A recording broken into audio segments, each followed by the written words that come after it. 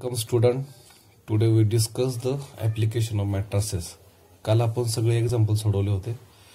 आज आपल्याला application of matrices पाहिजे. आता खऱ्या अर्थाने याचा यूज कुठे होतो? सॉल्विंग द लिनियर इक्वेशन मध्ये याचा खऱ्या अर्थाने यूज होतो. म्हणजे ऍप्लिकेशन ऑफ मॅट्रिसेस मधचा यूज लिनियर इक्वेशन सोल्युशन करण्यासाठी. फॉर एक्झाम्पल आपल्याला समजा इक्वेशन सोडवायचे लिनियर इक्वेशन समजा आता दिलेले आपल्याला 2x plus 3y is equal to 5 and x minus 4y is equal to 9. आता हे जे इक्वेशन आहे हे आपल्याला असं पण लिहिता येऊ शकतं मॅट्रिक्सच्या फॉर्म मध्ये 2x plus 3y and x minus 4y is equal to 5 9. आता इथं आपल्याला इक्वालिटी ऑफ टू मॅट्रिसेसचं नातं लावता येईल. हा जो मॅट्रिक्स याची ऑर्डर आहे 2/1, इथं पण 2/1 आहे, म्हणून इक्वालिटी ऑफ मॅट्रिक्सचं उदाहरणानुसार आपल्याला उत्तर हेच मिळणार आहे. आता ह्या मॅट्रिक्सचं अजून आपण थोडंसं रूपांतर करू. 2 3 कोएफिशियंट ऑफ xy काढायचे 1 -4. Here is xy and here is 5 9. म्हणजे आता बघा first column 2 into x plus 3 into y is equal to 2x plus 3y असं मिळणार आहे आपल्याला. आणि सेकंड रो फर्स्ट कॉलम इथं आपल्याला x minus 4y is equal to 9. म्हणजे जसं इक्वेशन पासून आपण दोन मॅट्रिक्सचं रूपांतर केलं, दोन मॅट्रिक्सचं आणखीन दोन प्रॉडक्ट ऑफ टू मॅट्रिक्स मध्ये रूपांतर केलं, आणि मग प्रॉडक्ट ऑफ टू मॅट्रिक्स मध्ये रूपांतर केल्यानंतर आता हे मला असं दिसायला लागलं. दिस कोएफिशियंट मॅट्रिक्सला आपण काय म्हणू? ए म्हणू. 2 3 1 -4 त्याला आपण ए म्हणायचं. याला काय म्हणू आपण? दुसरं नाव काय? Coefficient matrix. ठीक आहे. त्यानंतर हा जो एक्स आणि वाय आहे त्याला आपण कॅपिटल एक्स म्हणायचं. त्याला व्हेरिएबल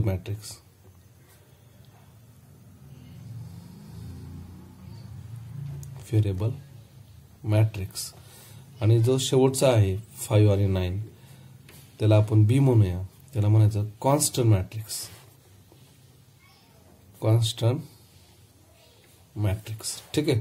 आणि मग हे जे वरचं समीकरण आहे आपण थोडंसं असले तर चालेल का? बघा ax is equal to b. ठीक आहे. कसं मिळालं आपल्याला? ax is equal to b. Okay.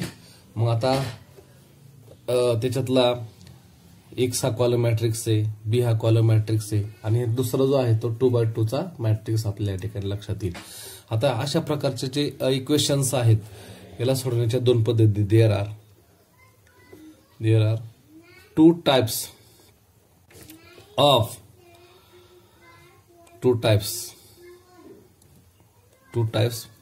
There are two types method म्हणू घ्या किंवा टूस मेथड म्हणू. There are two method for solving this. ठीक आहे. Solve this. आता कोणती पहिले? एक आहे रिडक्शन मेथड किंवा मेथड ऑफ रिडक्शन म्हणून मेथड ऑफ रिडक्शन. दुसरी मेथड आहे इन्व्हर्जन, मेथड ऑफ इन्व्हर्जन. आता ही जी मेथड आहे ही या वर्षी आपल्या सिलेबस मधून काढून टाकलेली. फक्त मेथड ऑफ इन्व्हर्जन आपल्याला या ठिकाणी अभ्यासायची आहे.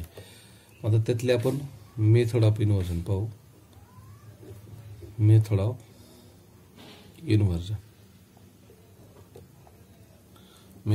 इन्व्हर्जन समजा आता फॉर एक्झाम्पल आपल्याला 3/3 चे एक्झाम्पल दिले, म्हणजे 3 व्हेरिएबल असलेले.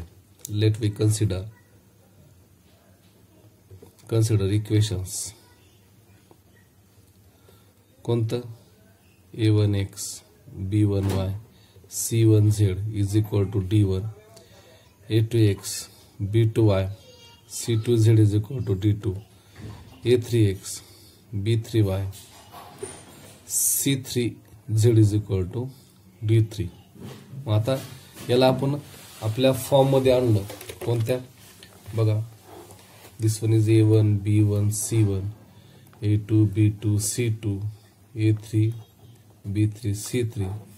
Here is the X, Y, Z, and here is our D1, D2 and D3. मग आता हे आपण असं लिहिलं तर चालेल का? That is this is of the form Ax is equal to B. आता ह्या फॉर्म मध्ये आल्यानंतर काय करायचं?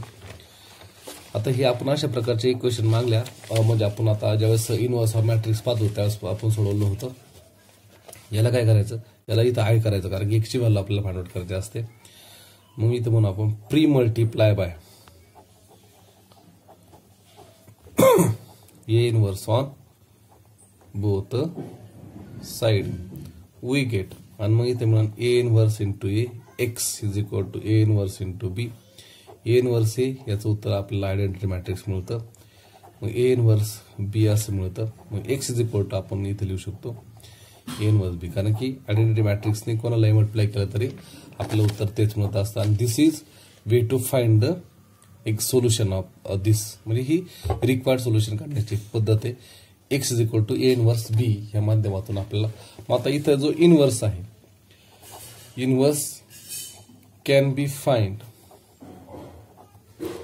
Any one of method, any method, any method. मग तुम्हाला जी सोपी वाटते त्या मेथडने इथं तुम्ही इनव्हर्स फाइंड आउट करू शकता. एखादा म्हणून सर मी ऍडजॉइंट वापरेन, ऍडजॉइंट मेथड, एखादं रो ट्रान्सफॉर्मेशन और कॉलम ट्रान्सफॉर्मेशन.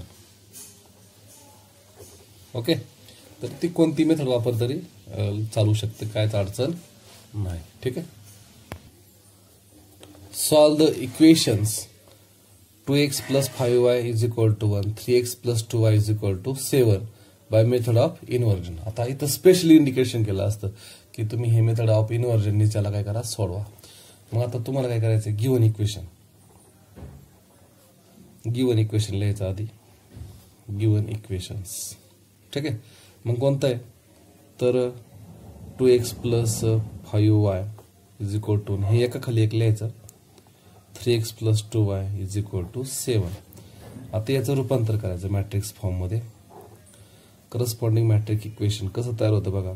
3 कोएफिशियंट 5, सॉरी इथं 2 आहे, 5 3 2, हिअर इज XY आणि 1 7.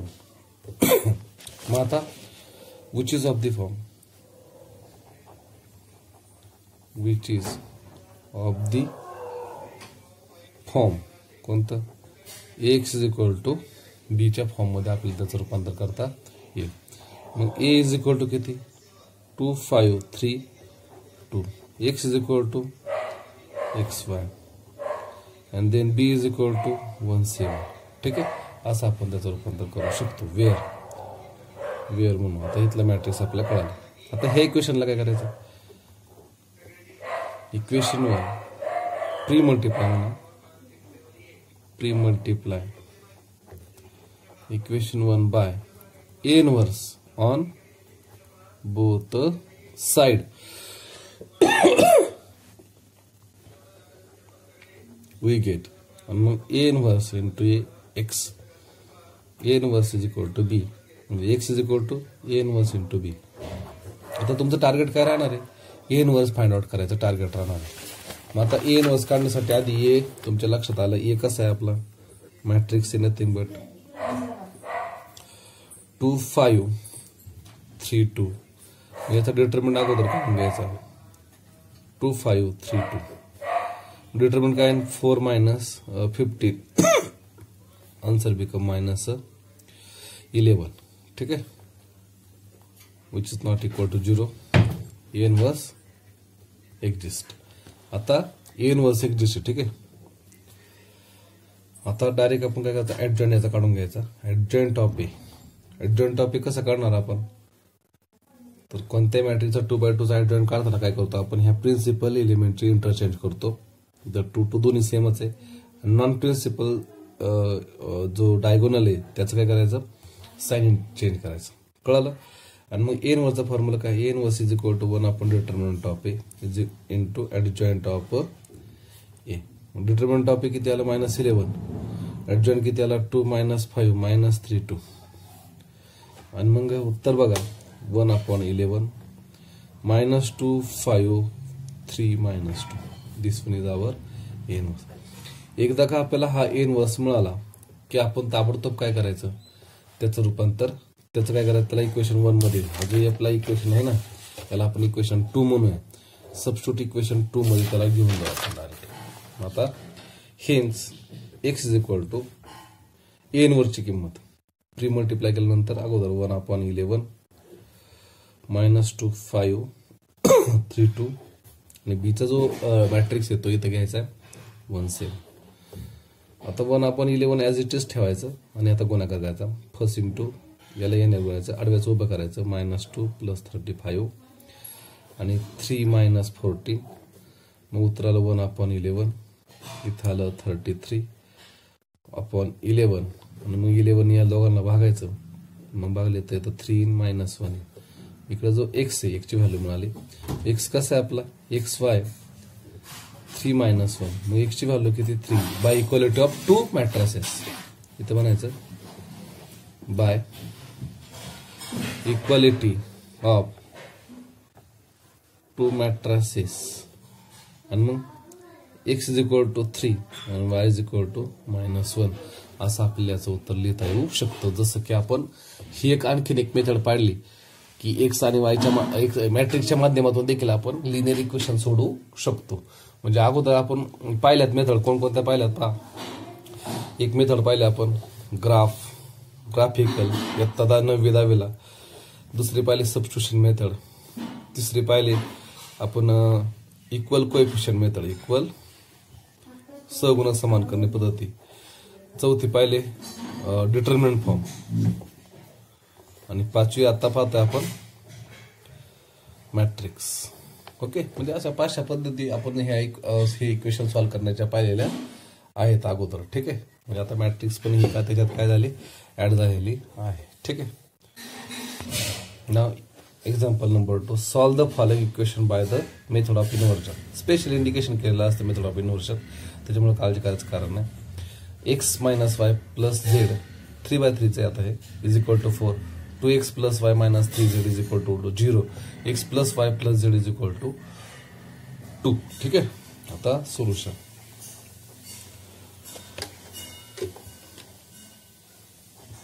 दी गिवन लिनियर इक्वेशन. आता x - y + z is equal to 4. 2x + y - 3z is equal to 0, and x + y + z is equal to 2. आता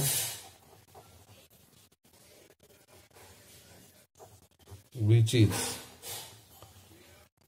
of the form, कोणत्या form मध्ये असं आपल्याला convert करता येईल. 1 - 1 1 2 1 - 3 1 1 1.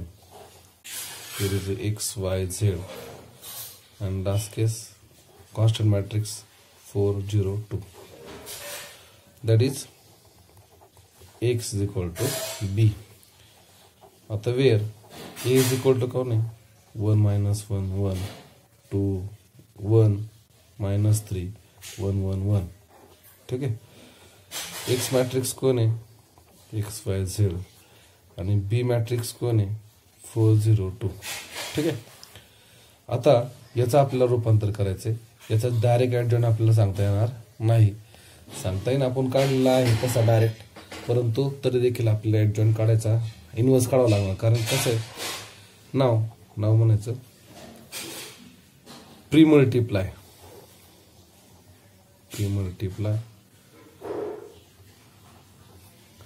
Inverse on both side. We get a inverse into a x into a inverse into b. इथं I x is equal to a inverse into b, x is equal to a inverse b. आता हे आपल्याला कळालं. आता इथं question number आपण 2 म्हणू. आता a इनवर्स काढायचे 2 मेथड पैकी एक मेथड आपल्याला वापरायचे. जरी तर 1 असेल तर मला वाटतं रो ट्रान्सफॉर्मेशन फास्टमध्ये होऊ शकतं का त्याच्यापेक्षा ॲडजॉइंटपेक्षा. मागू ताबडतोब आपण त्याचा डिटरमिनंट काढून घेऊ. डिटरमिनंट 1 -1 1 2 1 -3 1 1 1 आणि मग उत्तर 1 × 1 + 3 + 1 × 2 + 3 + 1 × 2 - 1. इथं आलं 4 + 5 + 1. Answer become 10 not equal to 0. A inverse काय झाला इथं आपण एक्झिस्ट म्हणू. मग आता आपल्याला फॉर्म्युला काय, ट्रान्सफॉर्मेशन वापरायचे बाय युझिंग रो ट्रान्सफॉर्मेशन. मग आता ट्रान्सफॉर्मेशन जर आपण वापरायचं असेल तर काय करावं लागेल मला, A × A inverse is equal to आयच्या पद्धतीने आपल्याला इनवर्स फाइंड आउट करावा लागेल. मग आता तो इनवर्स आपण फाइंड आउट करून घेऊ. ठीक आहे. मग आता कसं काढायचं बघा. मग आता ए × ए इनवर्स, एची किंमत ठेवून द्यायची. एची किंमत काय आहे बघा, एची किंमत आहे 1 - 1 1 2 1 -3 1 1 1. ए इनवर्स आणि इथं काय 1 0 0 0 1 0 0 0 1. मग आता ह्या एंटरला ह्या एंटर 0 करायचे. मग काय करायचं, R2 can be change. R2 - 2 times R1. R3 can be change. R3 - R1 आणि मग उत्तर 1 0 0. इथं -1 1. A inverse is equal to 1 0 0. आता आपल्याला काय करायचं, डायरेक्ट एंट्री कोणत्या लिहिता येईल, करस्पॉन्डिंग आपण कोणत्या रोचा वापर करतोय R1चा. हे एंट्री आपल्याला डायरेक्ट लिहिता येईल 1 0 0 1. आता बघा, आता ही एंट्री आपल्याला भरायची बरं का. ह्या R2ची एंट्री भरायची. R2चं इक्वेशन काय साईडला इथं करायचं, 2 ब्रॅकेट टाकायचे -2 2 ब्रॅकेट. किती ठिकाणी भरायचे आपल्याला 3. असं करूनच ठेवायचं अगोदर. आता मग एक एक किंमत चेक करायची. मूळची R2ची ह्या किमती भरायच्या राहते 1 2 आणि 3. मूळची किंमत किती R1 R2ची 1. करस्पॉन्डिंग किंमत किती R1ची -1. मग आता -1 हे 2 झालं म्हणजे किती आलं इथं 3. मूळची किंमत किती -3 R2. इथं उत्तर किती आलं -5. आता इथली व्हॅल्यू राहिली, इथली व्हॅल्यू 0. ठीक आहे. मूळची करस्पॉन्डिंग व्हॅल्यू किती 1 आहे. उत्तर किती आलं -2. आता ह्याच्यासाठी पण 3 असं तयार करून ठेवायचे ब्लॉक. मी आता ते वरती करतो जरा. कोणते दुसरा ब्रॅकेट 3 करायचे डायरेक्ट. 3च लागतात, जास्तीत जास्त 4 न लागणार. इथं 2 आणि इथे 1 आपल्याला लागते. मूळची व्हॅल्यू R3ची किती, इथं पहिली व्हॅल्यू 1. करस्पॉन्डिंग R1ची व्हॅल्यू किती -1. मग ते किती आलं 2. मूळची व्हॅल्यू किती 1. Corresponding value 1. इथं किती आलं 0. मूळची व्हॅल्यू किती, मूळची व्हॅल्यू इथं 0 आहे. Corresponding value 1. इथं आलं -1. ओके. आता ह्या केसला काय करायचं, मला 1 करायचं. एक तर 1/3 करा, नाही तर याच्यातून हा वजा करा. मग इथं मग R2 can be change. R2 - R3. आणि असं जर केलं तर बघा 1 कधी येतो पटकन 1 - 1 1 0. आता ह्याच्यातून हा वजा करायचा म्हणजे किती राहिलं शिल्लक 1. वजा केल्यावर काहीच राहत नाही, काहीच इथं करायची गरज नाही. याचा वापर करतो म्हणजे बदलायची गरज नाही. ए इनवर्स इथं किती आलं 1 0 0. इथं आलंय आपलं पहिलं मला वाटतं -2 नाही, ही जी व्हॅल्यू आहे पहिली जी आलेली -2 आहे. सॉरी, इथं -2. आता हा -2 आहे नाही का. आता ह्या याच्यात मायनस करायचा, याच्यातून हा मायनस करायचा म्हणजे किती राहिलं मायनस म्हणजे हा प्लस होईल म्हणजे -1 राहिलं 1. 0 असेल तर -1 ॲज इट इज. आणि ही केस पण किती आली आपली -1 आली ना. तर इथं 0 होतं मग अशी काय अडचण नाही. सॉरी इथं नाही, आता इथं 1च आहे. आणि इथं किती बघा चेक करून 1 असेल तर -1 इथं 1 आहे. ओके. आता हे 1 झाल्यामुळे दोघांना 0 करायला काहीच अडचण नाही. R1 can be change. R1 plus R2. R3 can be change. R3 - 2 times R2. Okay. आणि मग 1 0 0 1 0 0 हे ताबडतोब होणार आहे. ही -5 R2ची किंमत आहे. इथे ए इनवर्स आहे इथं -1 1 -1 आणि आता बाकीच्या किमती बदलणार आहेत. ह्या दोघांची बेरीज होणार. ह्या दोघांची बेरीज जर झाली तर उत्तर 0 आलं. ह्या दोघांची बेरीज झाली तर उत्तर आलं -4. आता ह्या दोघांची मूळची बेरीज झाली तर उत्तर आलं 0. ह्या दोघांची बेरीज झाली तर उत्तर आलं 1. ह्या दोघांची बेरीज झाली -1. आता अर्थ लिहिताना -2 ला याला मल्टिप्लाय करायचंय. -2 ने मग 10 झालं आणि मूळची किंमत 0 म्हणजे इथं आलं 10. याला आपल्याला काय करायचं 2 ने मल्टिप्लाय करायचं. 2 झालं मूळची किंमत आहे 1 म्हणजे उत्तर आलं 1. आणि इथं मूळची किंमत किती R2 ची 1 आहे त्याला -2 म्हणजे इथं उत्तर आलं -2. इथं +2 झालं +1 म्हणजे झालं इथं आलं 3. ओके. मग आता हा याला 1/10 करू आपण. ठीक आहे. 1/10. आता 1/10 केल्यानंतर कोणाला करायचे R3 ला मल्टिप्लाय करायचे. मग 1/10 नंतर बघूया 1 0 -4 0 1 -5 0 0 1 A इन्व्हर्स 0 1 -1 -1 1 -2 इथं 1/10 -2/10 आणि 3/10. आता या दोन्ही एंट्री आपल्याला 0 करायच्यात. R1 can be change. R1 + 4 times R3. R2 can be change. R2 + 5 times R3. डाव्या बाजूला 1 0 0 0 1 0 0 0 1 A इन्व्हर्स 1/10 -2/10 3/10. आता आपल्याला ही ब्रॅकेट तयार करायची. आता पहिलं R1 साठी ब्रॅकेट 1 + 4 2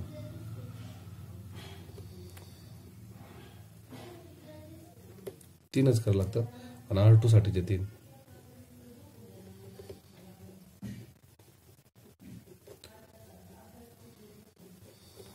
आता मूळची व्हॅल्यू इथली R1 आता चेंज करतोय. मूळची व्हॅल्यू 0 आहे.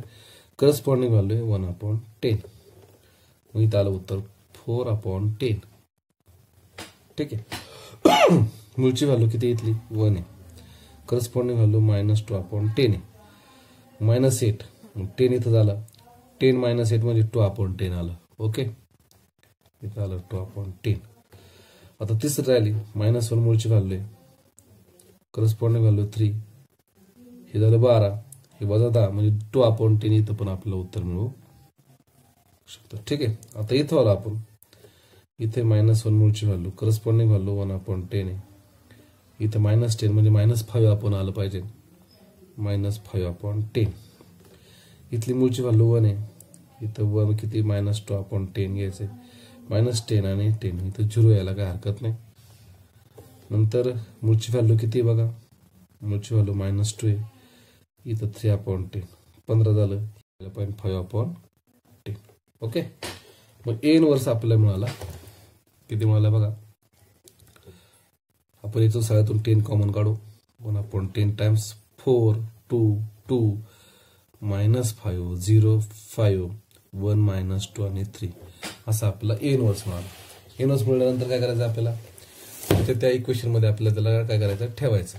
मग आता substitute in equation 2 we get मग x A इन्व्हर्सची किंमत 1/10 टाइम्स 4 2 2 -5 0 5 1 -2 3 आणि हा जो B आहे तो किती बघा. B जे आपल्याला लक्षात आला असेल तो किती 402 इथं B लिहिलेला आहे.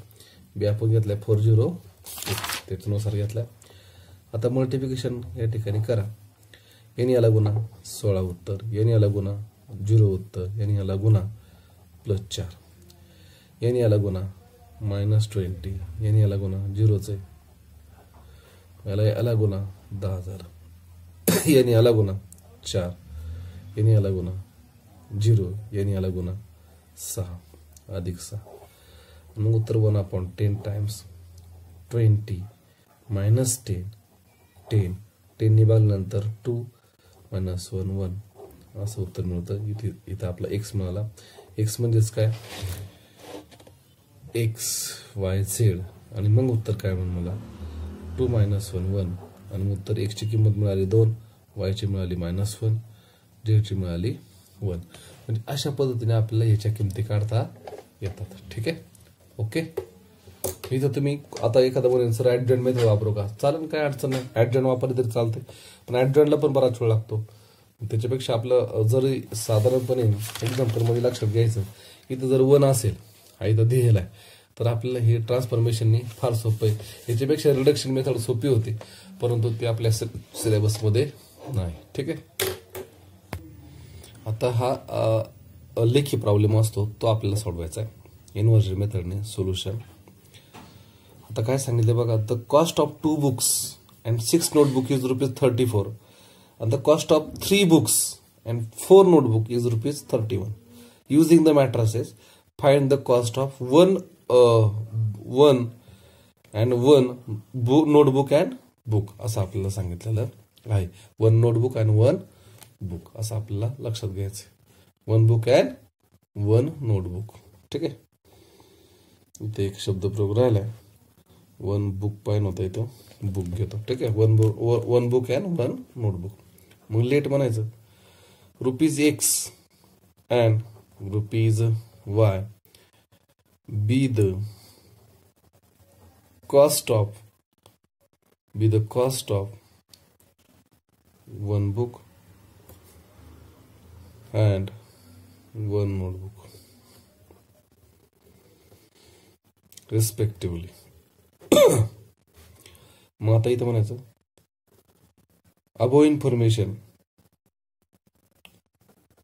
above information in terms of equation is. मग कसं लिहिता येईल रे मला, तर 2x आणि 6y इज इक्वल टू 34 आणि इथे किती 3x plus 4y is equal to 31. आता काय करायचंय, हे इक्वेशन आपल्याला एक्सप्रेस करायचे. x is equal to, it can be written as 2 6 3 4, here is xy 34 31,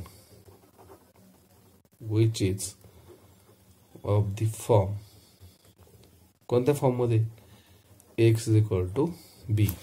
मग आता इथं म्हणा where a is equal to काय 2 6 3 4, x is equal to xy and b is equal to 34 31. आता ताबडतोब काय करायचं, इन्व्हर्जन मेथड वापर करायचं. नाव ax is equal to b, pre-multiply by a inverse on both side we get. मग a inverse into a into x is equal to a inverse into b. इथं उत्तर आला I into x is equal to a inverse into b, x is equal to a inverse into b. याला equation आपण आता 1 म्हणून येतं, मग याला 1 नाही म्हटलं मी, याला 1 म्हणून. ना determinant of e find out करून घ्या. मग ते 2 6 3 4 उत्तर 8 minus 18, answer become -10 not equal to 0.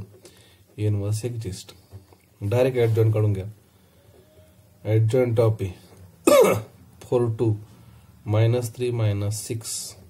ठीक आहे, आणि मग A inverse is equal to काय असतं, 1 upon determinant of A adjoint of A. आणि मग ठेवा किमती 1 अपॉन डिटर्मिनंट -10, ऍडजॉइंट किती 4 -6 -3 2. ठीक आहे, substitute in equation 1 we get. आणि मग x is equal to 1 upon -10 4 -6 -3 2. आणि मग इथे एलिमेंट कोणते उजव्या बाजूचे 34 ऑफ 31. आणि मग आता इथं गुणून घ्यायचं आहे.